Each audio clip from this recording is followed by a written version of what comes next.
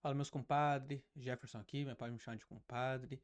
Hoje nós vamos falar de quem? Do ditador mais legal do mundo. Como ele assim se autodenominou, não. Foi apelidado, mas ele aceitou o apelido. Nayib Bukele, o presidente de El Salvador. Ele recentemente passou um projeto de lei, de uma emenda constitucional, onde ele permite a pessoa se candidatar a presidente quantas vezes quiser, excedendo o limite anterior que era 2 vezes, né? Ele já teve uma ampliação do tempo dele como presidente para 6 anos nesse mandato, devido a vários estados de sítio decretados no país dele, né? O Bukele ele é uma figura um tanto quanto controvérsia, vamos falar assim um pouco dele, né? Ele assumiu em 2019 o estado de El Salvador. Inicialmente ele fez um acordo com as gangues para ganhar tempo, e depois ele foi lá e deu início à prisão total, encarcerando mais de 80 mil pessoas, no que é chamado como Secote, a maior prisão do mundo, com 80 e poucos mil membros presos lá das duas facções, postos em celas iguais e misturados, e onde eles têm que aprender a conviver com isso. E tem vários vídeos na internet, se você puder procurar para ver essa prisão, é super interessante você analisar como é que ela é. E o que aconteceu com El Salvador? El Salvador se tornou um paraíso.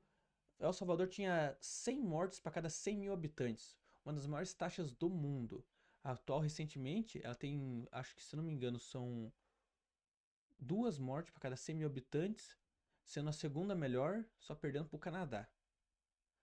Então, ou seja, ele melhorou muito a popularidade dele como presidente, subiu lá nas alturas, onde ele está com uma taxa de aprovação de mais de 90%.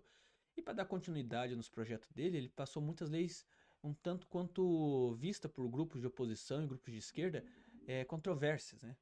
Muita gente vai chegar aqui e vai falar, ah, mas a esquerda eles só pensam no criminoso e não na população civil. Eu não sei como que é a esquerda de El Salvador, não vou afirmar que é isso, porque cada país tem uma esquerda diferente.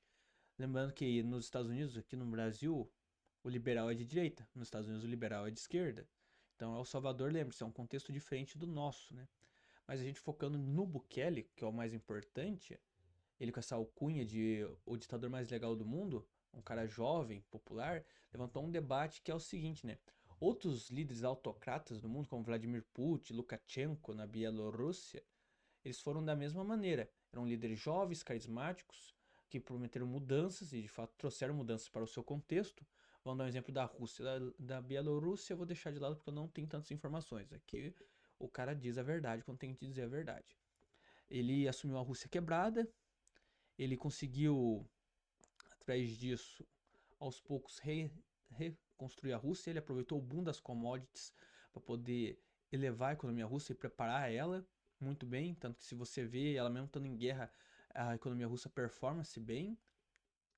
E o Nayib Bukele ele vai nessa mesma direção, né? Daí muita gente, os defensores dele, respondem que não, ele tem uma alta popularidade, justamente porque ele salvou a população da criminalidade no país, a aprovação dele é alta, então ele não está sendo um ditador, ele está sendo uma pessoa que está sendo eleito democraticamente. Lembrando que, como eu já falei aqui, no mundo a gente tem diferentes graus de democracia. Temos países onde a democracia mais falha, menos falhas. Lembrando que toda democracia falha. Um exemplo que a gente pode dar uma democracia que é a menos falha no mundo é a americana. E a nossa brasileira também é uma democracia, porém bem mais falha que a americana, sim. El Salvador, não sei como é que ela está. Podemos dizer que é uma democracia que ela não é tão falha quanto a brasileira, mas não tão perfeita quanto a americana. E de fato levanta essa questão assim que eu gosto de pensar, que se ele se perpetuar no poder, né, o que vai ser de El Salvador sem ele quando ele sair? E tem uma frase que eu acho muito interessante, que se não me engano é no filme do Batman, Begins, que é dita mais ou menos assim. Não, é Cavaleiro das Trevas, perdoe-me.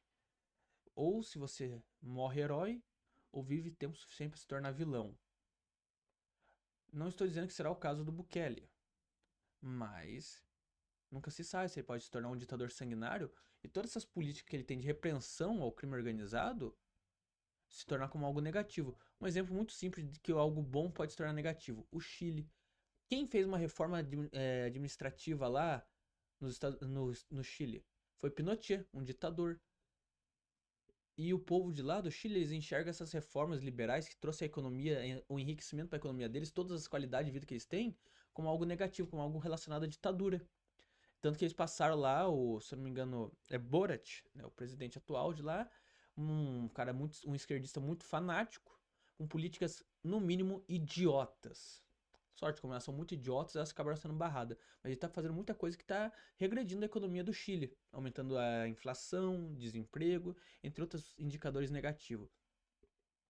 Mas se a gente pensar por esse lado, que o Bukele, por enquanto, ele está sendo muito bom, mas suponhamos que ele se torne um ditador, que existe a possibilidade, não estou falando dele, mas eu quero dizer que qualquer ser humano ele pode ter o seu ego enaltecido e se tornar uma pessoa ruim, que é o normal do ser humano.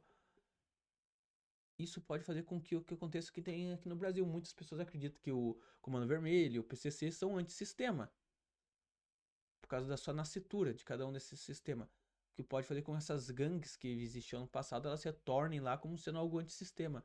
Mas por enquanto a gente observa que não é uma ditadura, é uma democracia plena, onde a população agora está gozando de segurança, conforto financeiro e entre outras coisas que eles não tinham esse prazer antes do atual governo.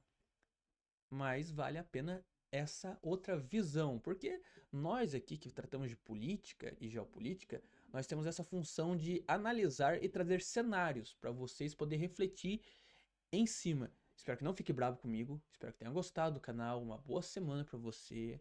E eu vou pedir para que você deixe o like aqui, considere se inscrever no canal se tenha gostado do conteúdo, temos muitos outros bons vídeos. Compartilhe com seus amigos também, com aquele pessoa que gosta do assunto. E confere nossas outras iniciativas da casa, o Além da Quimera, o Projeto Malaquias e o nosso projeto mais forte, que é o podcast Prosa de Compadre. Todo sábado às 6 horas da tarde, lives ao vivo. Um forte abraço e até mais, meus queridos.